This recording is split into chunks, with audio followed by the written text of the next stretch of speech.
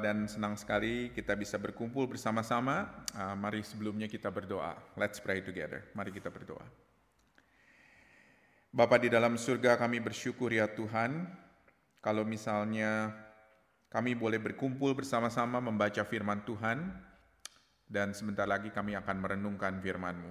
Kami berdoa supaya Tuhan sendiri yang boleh ada di tengah-tengah kami, dan boleh berbicara kepada kami. Dan biarlah kiranya Tuhan, waktu kami bersama-sama hanya berfokus kepada Engkau, dan kepada Engkau saja ya Tuhan, seperti lagu yang tadi kami nyanyikan. Dan biarlah kiranya ya Bapa, kemuliaan ialah hanya bagi-Mu. Tuhan, kami bersyukur karena berapapun kami berkumpul di tempat ini, Engkau hadir. Karena Engkau hadir bukan karena berapa jumlah kami, tetapi Engkau hadir karena Engkau memang mau hadir Tuhan di tengah-tengah kami. Berbicaralah Tuhan kepada kami ya Bapa melalui firman-Mu, dan biarlah kiranya Tuhan, firman Tuhan yang boleh mengubahkan kami, boleh memperbaharui kami, dan boleh mendorong kami untuk hidup semakin hari semakin setia kepada Tuhan. Terima kasih ya Bapa, Tuhan tolong ada di tengah-tengah kami Tuhan. Di dalam nama Tuhan Yesus kami bersyukur dan berdoa. Amin. Saudara-saudara, kita akan menutup pada hari ini khotbah dari 1 Petrus, dan kita akan melihat khususnya dari pasal 4 dan pasal yang kelima yang tadi kita baca. Dan menarik sekali karena Petrus menutup bagian ini dengan sebuah panggilan, sebuah rangkuman bagaimana kita semuanya harus hidup di dalam dunia ini. Dan bagaimana kita harus melihat segala sesuatu dengan sebuah kacamata yang unik. Kacamata yang tidak dimiliki oleh orang lain, kacamata khusus yang diperlukan untuk pengikut Kristus. Saya yakin dan percaya di sini kita semuanya yang pakai kacamata, itu adalah kacamata yang custom made. Betul nggak? Tidak ada kacamata satupun saya rasa yang dibuat mirip semuanya. Mungkin kacamata baca kali ya. Kalau misalnya kita lihat di tempat-tempat lain banyak yang jual kacamata baca, itu mungkin sesuatu yang dibuat secara massal. Tetapi kalau misalnya saya bicara mengenai kacamata yang khusus, itu semuanya adalah custom made. Sesuai dengan ukuran kita, sesuai dengan keperluan kita. Dan orang Kristen diberikan sebuah kacamata yang khusus, saudara-saudara, untuk melihat dunia dengan perspektif yang berbeda. Kita tinggal di dalam dunia yang multi perspektif. Karena kalau misalnya kita lihat, orang selalu bicara dari angle, dari sudut pandang yang berbeda. Misalnya contohnya, dulu ketika kita hidup misalnya, ya, kita selalu ketika kita masih muda, kita selalu berbicara dari sudut pandang atau bertindak dari sudut pandang orang tua. Betul nggak? Jadi kalau misalnya kita masih kecil, kita ada di rumah, kita boleh dikatakan hidup dari sudut pandang orang tua. Bagaimana orang tua melihat segala sesuatu, itulah yang harus kita ikuti. Betul nggak? Ya, saya rasa itu jelas sih dari setiap anak-anak. Dan kemudian ketika kita pergi ke sekolah, kita akan melihat juga segala sesuatu dari sudut pandang guru. Guru yang mengatur kita untuk kita boleh melakukan ini, tidak boleh melakukan itu. Dan ketika kita mungkin jadi besar, kita hidup dari sudut pandang pemerintah, perspektif pemerintah. Nah, kalau misalnya saya tanya kepada kita semua yang besar di Indonesia, next slide, ini apa? Slide apa ini, saudara-saudara? Ada yang tahu? Bhinneka Tunggal Ika, ya, Garudanya Bhinneka Tunggal Ika. Tetapi ini patung apa? Ada yang tahu? Lubang buaya, betul. Apa yang terjadi di lubang buaya? Sejarah, coba ya dites ya sejarahnya. This is Indonesian history by the way. G30 SPKI, yaitu pemberontakan yang kita diajarkan, pemberontakan komunisme yang pada akhirnya dikalahkan begitu, dan kemudian ada 7 orang jenderal yang mati. Tetapi sekali lagi kalau kita mau bicara, itu kata siapa? Oke? Itu kata yang mengarang buku sejarah. Oke? What does it really happen? Apa yang terjadi sesungguhnya? We never know. Kita nggak pernah tahu. Orang tua selalu bilangnya, kalau orang tua bilang sama anak-anak untuk melakukan A atau melakukan B, dia selalu katakan apa? Pokoknya begini ya, gitu ya. Selalu pakai pokoknya, kalau udah bilang pokoknya, itu berarti harus diikuti semuanya. Karena apa? Karena pendapat anak nggak ada. Semuanya itu dari perspektif orang tua. Coba next slide lihat. Ini 6 atau 9? Tergantung perspektifnya seperti apa. Atau mungkin the next slide, ini apakah begini lihatnya atau terbalik lihatnya, saudara-saudara. Seperti apa kehidupan kita sebagai pengikut Kristus? Bagaimana kita melihatnya hidup kita ini? Apakah saya sama dengan orang lain? Saya sama dengan dunia, boleh dikatakan orang yang gak kenal dengan Kristus? Atau saya beda dengan orang lain? Apa yang harus saya lakukan sebagai orang yang lain yang beda? Karena saya adalah pengikut Kristus. Khususnya pengikut Kristus pada zaman Petrus yang mengalami persekusi, penderitaan. Dan ini bukan hanya penderitaan sembarang penderitaan. Tetapi ini adalah penderitaan karena apa? Karena mereka mengikuti Kristus. Minggu lalu saya katakan, kalau kita hanya punya satu perspektif di dalam hidup kita di dalam dunia ini, yaitu perspektif dunia yang sama sekali tidak berbicara mengenai harapan yang diberikan kepada orang-orang yang percaya kepada Kristus, maka kita adalah orang yang gila, bisa gila. Kalau kita hanya tahu hidup kita berakhir di satu titik di mana kita menghembuskan nafas kita terakhir tanpa kita punya pengharapan akan kehidupan yang berikutnya, maka kita bisa gila, saudara-saudara. Kita bisa gila.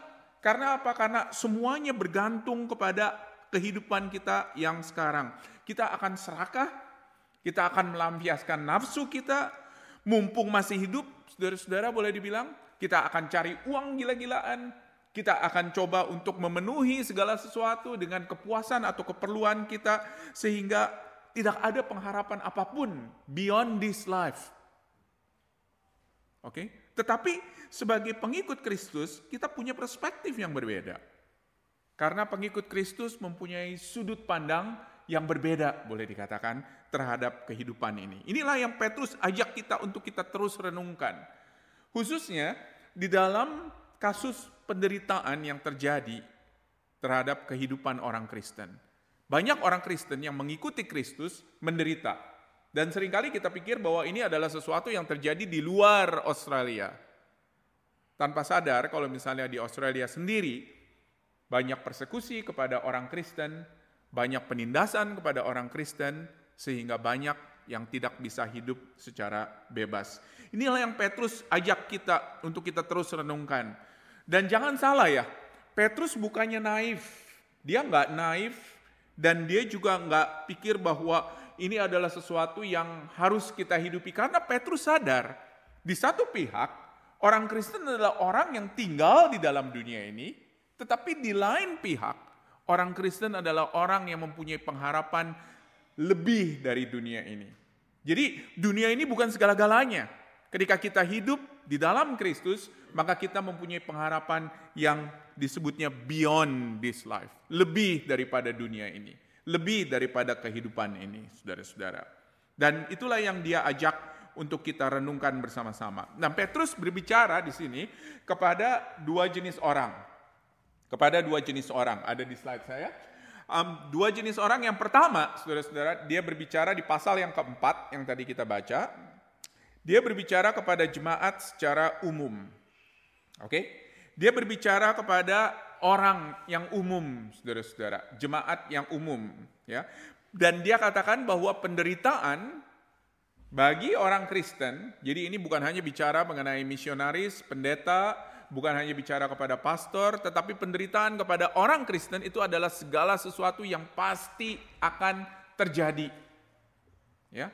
Jadi kalau misalnya kita bicara mengenai masa depan, seringkali kita bilang adalah mudah-mudahan, betul nggak? Kalau ditanya, besok bisa ketemu nggak? Ya, mudah-mudahan kok. Kalau misalnya kita tanya kepada orang di Indonesia, kepada Muslim, insya Allah katanya, begitu ya. Kalau misalnya ditanya, bisa nggak besok ketemu? Insya Allah, saudara-saudara. Nah, Petrus katakan, penderitaan itu adalah bukan sesuatu yang mudah-mudahan akan terjadi atau amit-amit akan terjadi, begitu ya kalau kita sering katakan seperti itu. Tetapi Petrus katakan penderitaan itu adalah sesuatu yang pasti akan terjadi kepada orang Kristen. Pasti, dia katakan. Nggak usah diragukan, pasti akan terjadi. Perhatikan ayat 12, saudara-saudara. Silakan buka lagi dari 1 Petrus 4, perhatikan ayatnya yang ke-12. Saudara-saudara yang kekasih, janganlah kamu heran, dia katakan, akan nyala api siksaan yang datang kepadamu sebagai ujian, seolah-olah ada sesuatu yang luar biasa terjadi atas kamu. Ya. Dan Petrus ini katakan apa?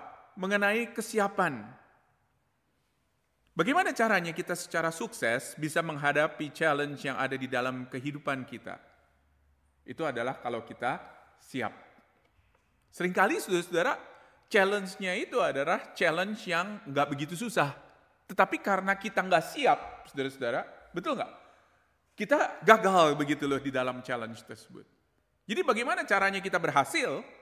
Ialah ya dengan kesiapan. Betul nggak? Jadi kalau misalnya saudara dikasih tahu, oh kita akan ada exam, atau saudara akan menghadapi exam, dan dikasih tahu, nih belajarnya dari A, B, C, D, dan E. Itu saudara kemungkinan besar sukses, besar.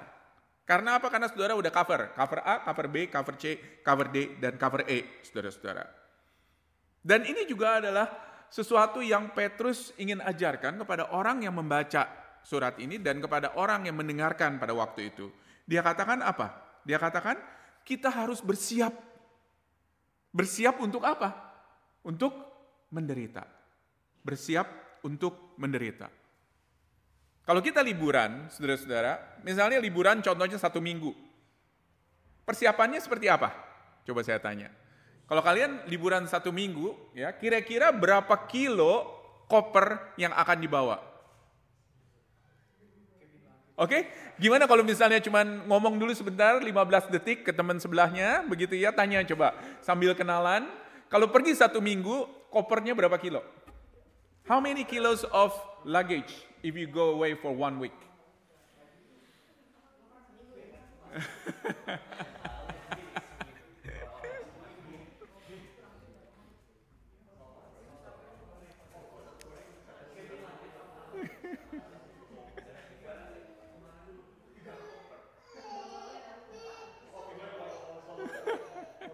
Okay, time's up. Time's up.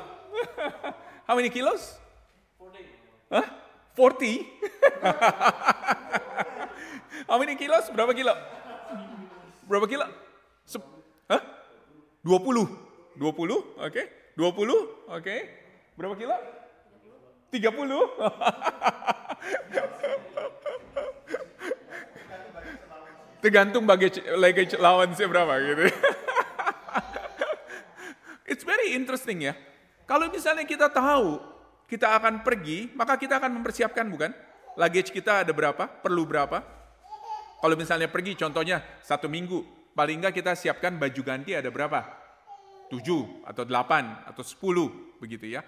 Nggak mungkin kita hanya persiapkan 1, ya nggak? Karena kalau persiapkan 1, saudara-saudara, itu harus dicuci lagi, harus dicuci lagi, harus dicuci lagi. Nggak mungkin. Ketika kita mempersiapkan sesuatu dengan lebih matang, maka kita boleh dikatakan akan lebih berhasil. Di sini Petrus katakan apa? Petrus katakan jangan heran, dia katakan. Jangan heran, nyala api. Itu adalah sesuatu yang kemungkinan besar terjadi secara hurufiah kepada pengikut Kristus, karena dulu pada zaman ketika Petrus menuliskan, pengikut Kristus itu banyak yang dibakar hidup-hidup karena mengikuti Kristus. Dan dia katakan, jangan heran. Jangan heran. Ini penting sekali untuk orang Kristen pada zaman ini, sekarang ini juga, untuk kita tahu. Jangan heran kalau misalnya ketika kita mengikuti Kristus, ada penindasan. Dan dia katakan apa? Perhatikan di ayat yang tadi kita baca. Dia katakan apa? Jangan heran, dan dia katakan ini adalah sesuatu yang merupakan ujian, dia katakan. Merupakan sebuah tes dari iman kita. Di 1 Petrus pasal 1 kalau kalian masih ingat, Petrus mengajarkan bahwa ujian ini itu adalah seperti emas, dikatakan. Emas yang dibakar untuk menjadi sesuatu yang murni. Itu ada di 1 Petrus 1. Jadi ketika emas itu dibakar, maka emas itu akan menjadi murni. Ya, jadi kalau orang tambang emas, itu boleh dikatakan kotor dan kemudian dibakar dan menjadi emas yang murni, 24 karat. Dan Petrus katakan ini adalah sesuatu yang biasa. Biasa, dia katakan. Nggak usah terlalu kaget. Karena sesuatu yang akan terjadi, pasti terjadi. Oleh karena itu kita harus siap, kata Petrus di sini. Dan seperti apa kita siap di dalam hal ini? Bagaimana kita harus bersiap di dalam hal ini? Bagaimana sikap kita ketika penderitaan itu datang? Nah, Petrus ajarkan beberapa hal. Coba perhatikan ayat 13. Apa yang dia katakan? Bersukacitalah, betul nggak? Bergembiralah, betul nggak? Dan ayatnya yang ke-14 apa? Berbahagialah. Oke? Semua ini adalah perspektif yang berbeda sekali dari apa yang dunia lihat. Ketika dunia menghadapi penderitaan, kesulitan di dalam kehidupan, dunia akan apa? Akan ngumpat, akan cursing, dan mungkin juga akan lari secepatnya dari penderitaan. Kita bukannya tidak boleh lari dari penderitaan, tetapi kita harus punya sikap yang berbeda, kata Petrus. Ya. Dan dia katakan ini semuanya memungkinkan karena apa? Perhatikan ayat 14. Apa yang dia katakan? Kenapa ini semuanya memungkinkan? Karena kita punya roh Allah, dia katakan. Dan dia katakan roh ini adalah roh kemuliaan.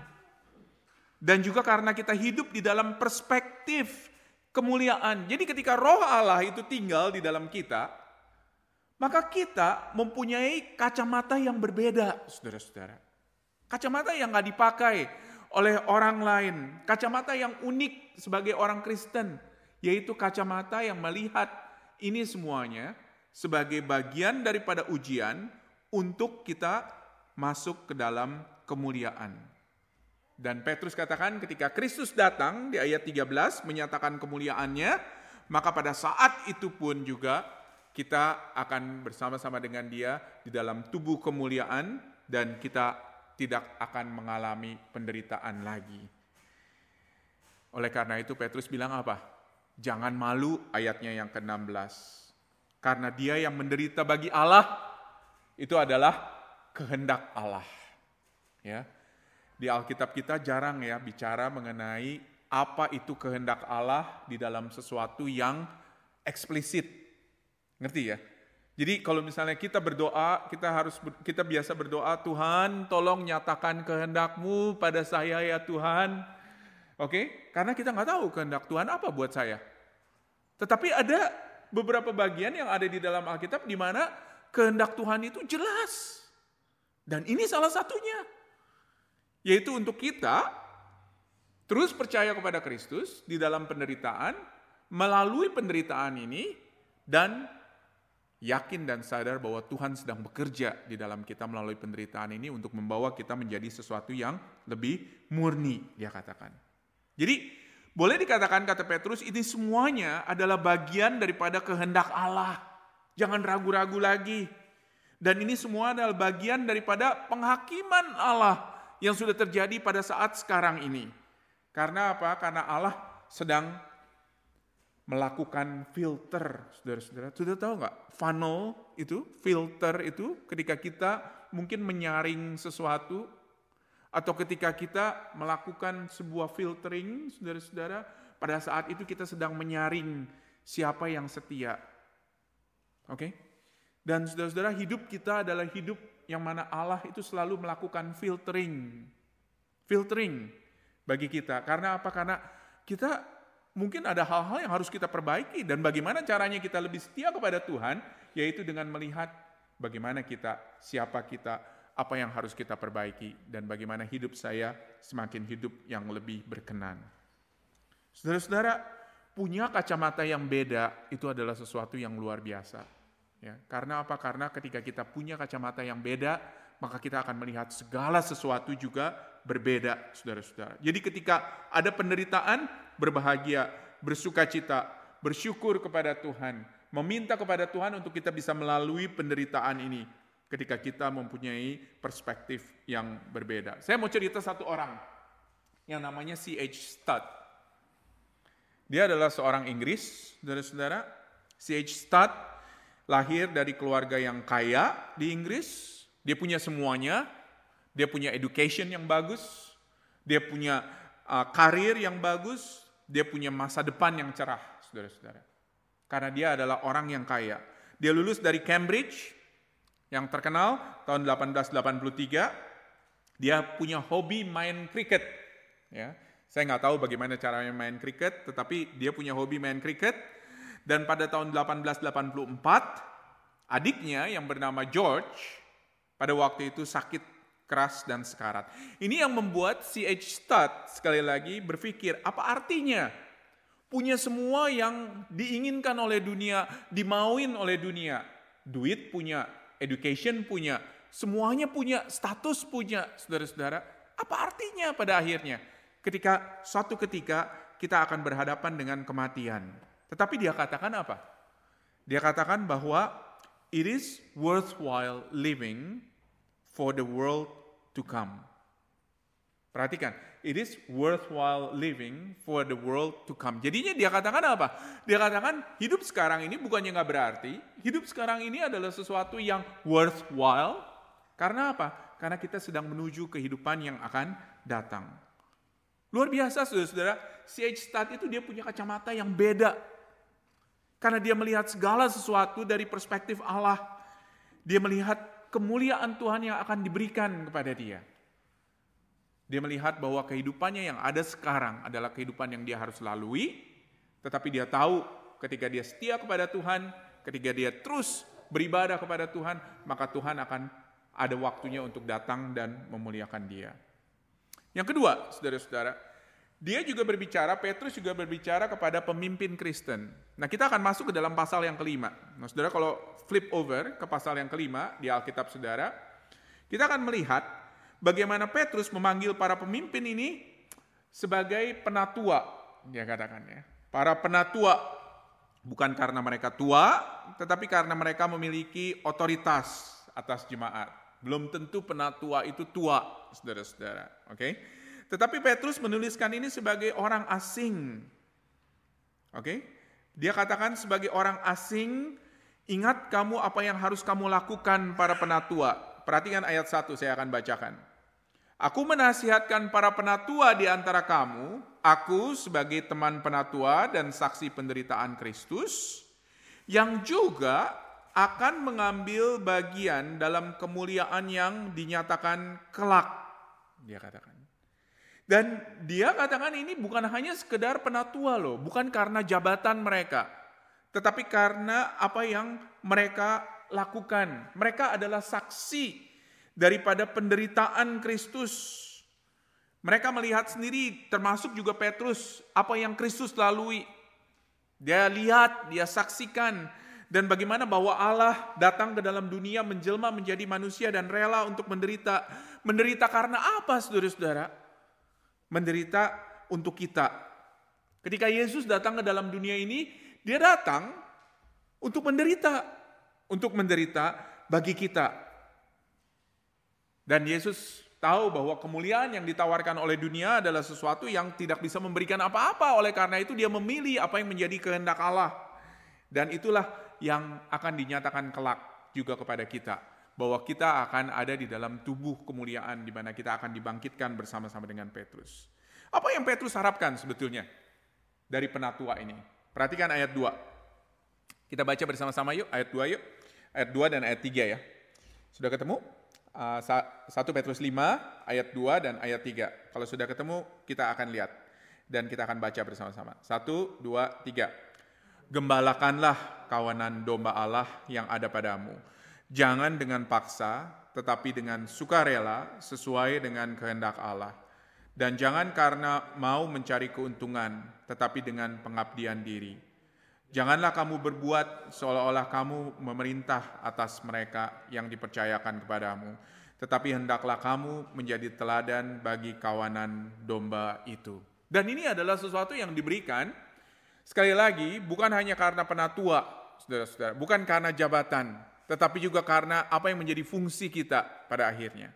Ini menarik sekali karena banyak dari kita pikir, ini buat pemimpin, sorry dah, sekarang waktunya untuk tidur, begitu ya, karena nggak perlu dengar dan lain sebagainya. No, ini adalah sesuatu yang kita harus dengar bersama-sama.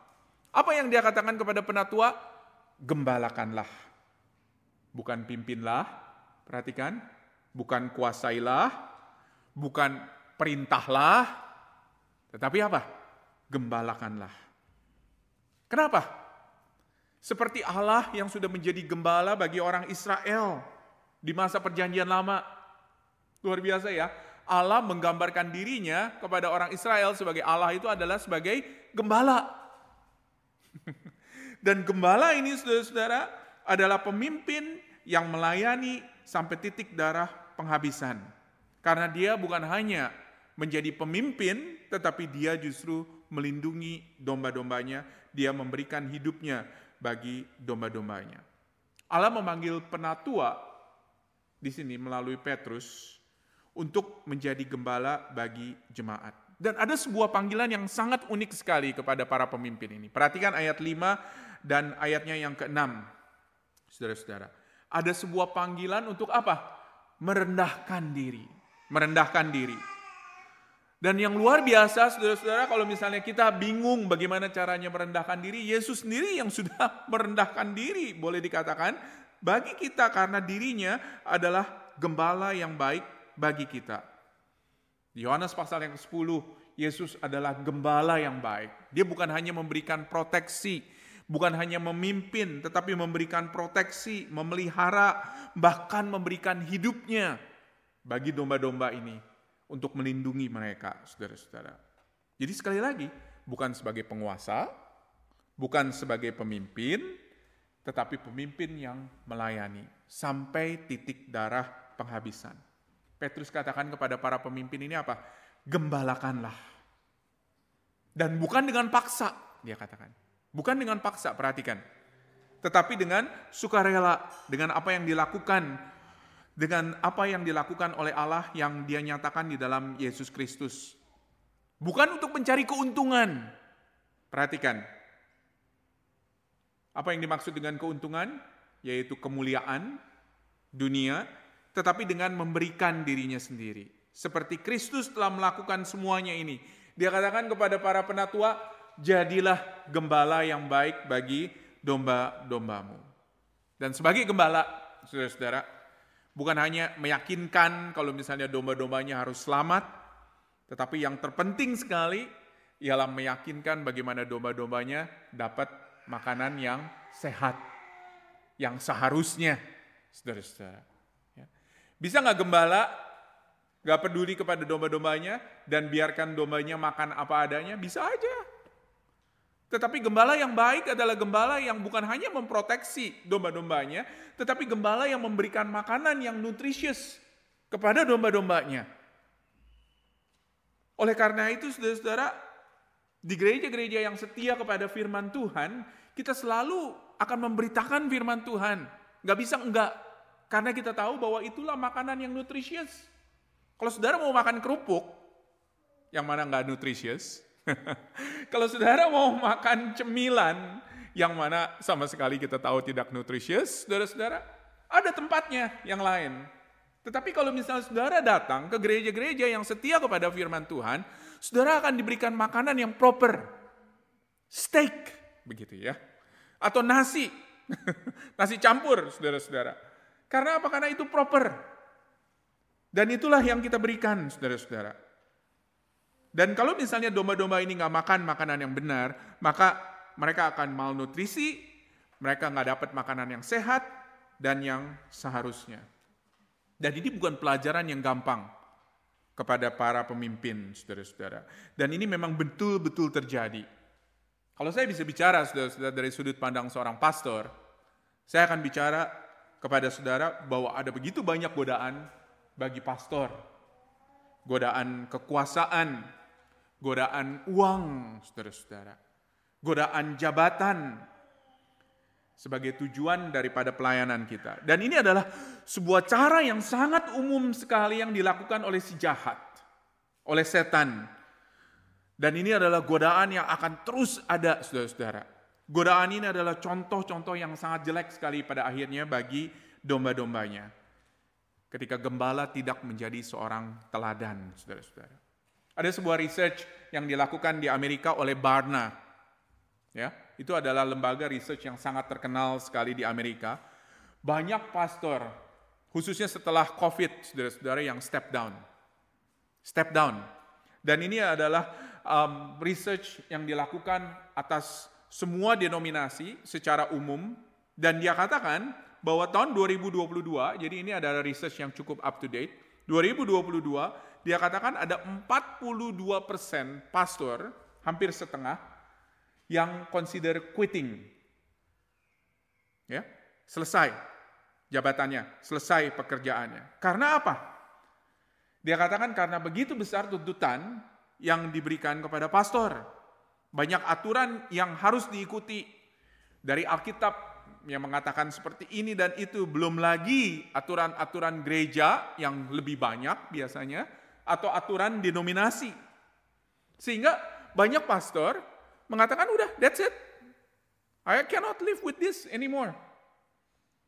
Pastor, saudara-saudara, saya mau open sekarang kepada saudara, dengan gaji di Australia, sekitar 80-90 ribu per tahun, saudara-saudara, itu diharapkan paling tidak menjadi professional speaker, menjadi CEO, menjadi konselor, menjadi fundraiser, saudara-saudara, menjadi Human Resources Director, begitu, menjadi Master of Ceremony seringkali, saudara-saudara, walaupun itu sering dadakan, begitu ya. Dan seringkali juga menjadi tempat di mana menjadi contoh of virtues, contoh moral, saudara-saudara. Dan pada akhirnya, siapa yang biasanya menjadi bos daripada pastor ini? Itu biasanya ada satu governing body tentunya yang ada di dalam gereja. Dan pastor ini, saudara-saudara, harus bertanggung jawab kepada governing body. Lebih seringkali dibandingkan dengan tanggung jawab kepada Tuhan sendiri, yang adalah bos daripada segala bos. Dan yang lebih menyakitkan, seringkali pastor itu harus bertanggung jawab kepada jemaat. Untung kalau bisa jemaatnya 12 orang, 15 orang, saudara-saudara. Kalau jemaatnya 1000, harus make them happy, boleh dikatakan. 1000 orang, 1000 bos. Lalu bagaimana saudara-saudara dengan hal ini? Bagaimana pada akhirnya pastor bisa survive? Dan itulah yang terjadi kepada banyak sekali pemimpin-pemimpin gereja, saudara-saudara. Ada begitu banyak orang, boleh dikatakan, yang, hello, ada begitu banyak orang, saudara-saudara, yang boleh dikatakan nggak mau lagi jadi pemimpin di gereja. Oke? Nggak mau jadi pemimpin di gereja. Semata-mata karena tuntutan yang begitu besar. Jadi not so much ini adalah tuntutan dari Alkitab, tetapi ini adalah tuntutan. Hello. Hi. Yes. We are in the middle of something, please.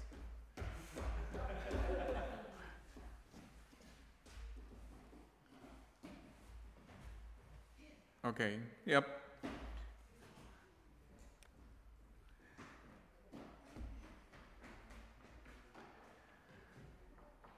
Thank you. Sehingga pada akhirnya, saudara-saudara, tuntutan-tuntutan seperti ini boleh dikatakan membuat banyak orang turn off. Dan banyak orang quit, saudara-saudara, karena ada begitu banyak keterbatasan dan ada begitu banyak gereja yang tidak bisa menerima pastor yang terbatas. Luar biasa, saudara-saudara, research dari sini. Tetapi menurut saya seringkali juga dari sisi pastornya, selalu kalau kita lihat masalah, kita harus lihat dari dua sisi ya. Kita nggak bisa lihat dari satu sisi saja, tetapi kita harus lihat juga dari sisi pastornya. Dari sisi pastornya, saudara-saudara, saya bisa melihat ada satu yang harus dilakukan oleh pastor, khususnya di dalam ayatnya yang keempat. Perhatikan ayat 4. Maka kamu, apabila gembala agung datang, kamu akan menerima mahkota kemuliaan yang tidak dapat layu. Jadi sebagai pastor, Kita harus juga, saudara-saudara, saya harus juga mempunyai kacamata yang berbeda, boleh dikatakan.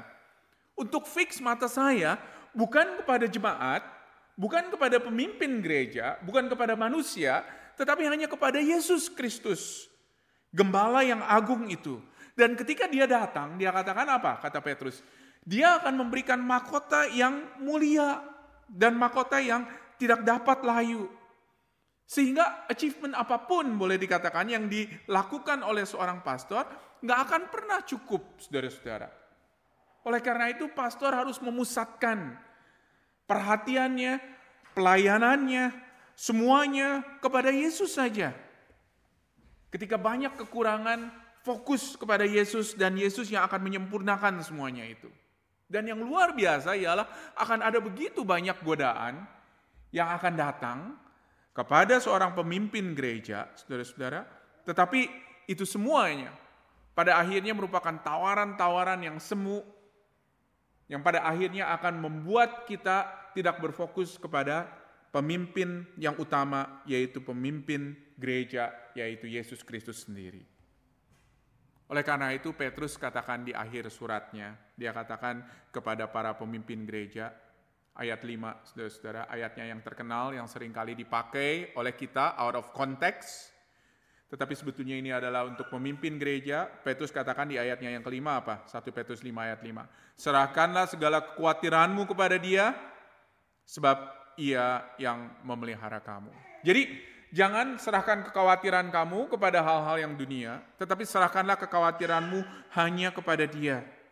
Di sisi lain, saudara-saudara sadar bahwa kita harus memakai kacamata yang berbeda, bahwa kita harus tahu bahwa iblis itu siap untuk menerkam kita dan membawa kita keluar. Dia katakan di ayatnya yang ke-8, lawanmu si iblis berjalan keliling sama seperti singa yang mengaum-ngaum, mencari orang yang dapat ditelannya, tetapi apa?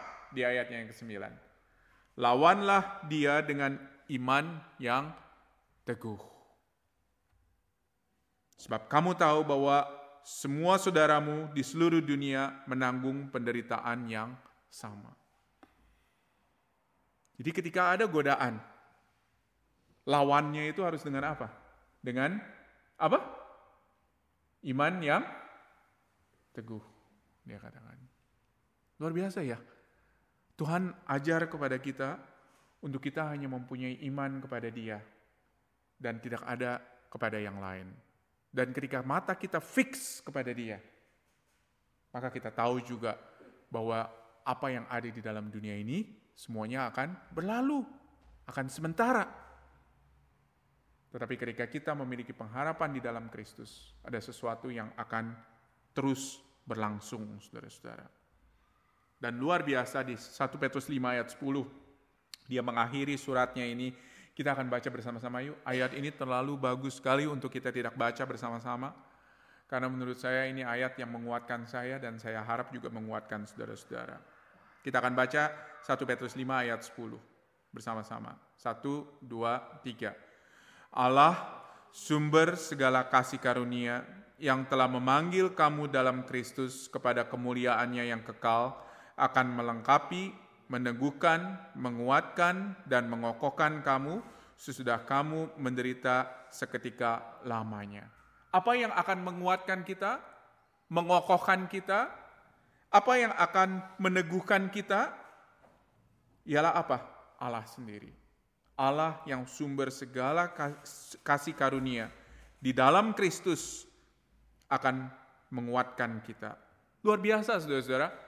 Ketika kita hidup di dalam dunia ini, ketika kita berjalan di dalam penderitaan, ketika kita tahu bahwa di dalam penderitaan Allah sebetulnya sudah berjalan lebih dulu daripada kita, maka itu adalah sesuatu yang menguatkan kita. Menguatkan kita sebagai pengikut Kristus. Karena kita tahu kita tidak sendiri, saudara-saudara. Ada Allah yang berjalan bersama-sama dengan kita. Saya harap perenungan kita dari 1 Petrus dari awal beberapa minggu yang lalu sampai sekarang bisa menguatkan kita. Dan saya rindu kalau misalnya nanti habis ini ada pertanyaan, ada sesuatu yang saudara ingin tanyakan, bisa tanyakan juga kepada saya dan kita bisa diskusi sama-sama. Mari kita berdoa terlebih dahulu.